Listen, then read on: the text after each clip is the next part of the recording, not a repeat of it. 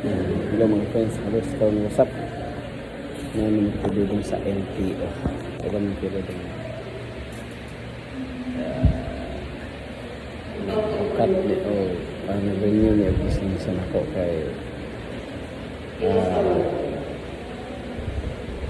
13 years na expire. So pinahanglan na pa-renew kay og lapas pa daw.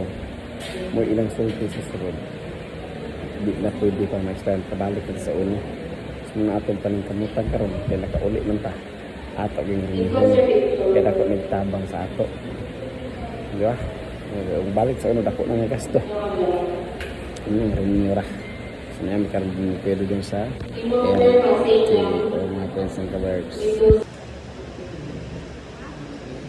Yara muli ang sura sa LTO namin karon sa sugod sa LTO. So daghang tao ko ang sige doon tinawag dula sa cellphone.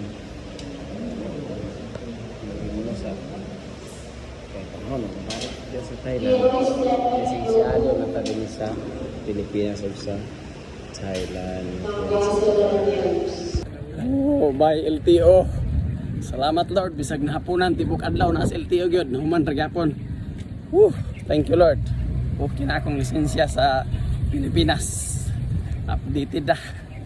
So karon kay gutom naman hapon na. Mangaon namin Kuya Dudong karon. Mangita mi gasa mi mangaon. Yan namin Kuya Dudong, si Carmen. Ata pa Dudong Kuya Dudong. Mangaon na mi. Yay! Excited na. Jabi. Magjabi namin Kuya Dudong. Mangaon namin Kuya Dudong. Kuya Dudong, are you happy? Magkaon namin Kuya Dudong namin sa Jabi. Nanay, asa ka?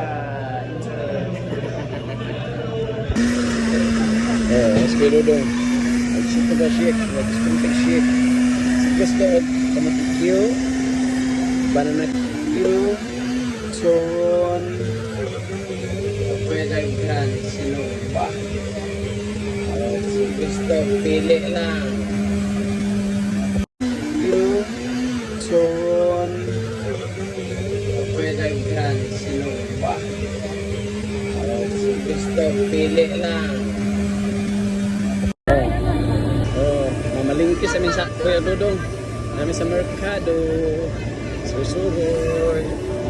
Sa unang rama gamay pa yung nakaroon dako na.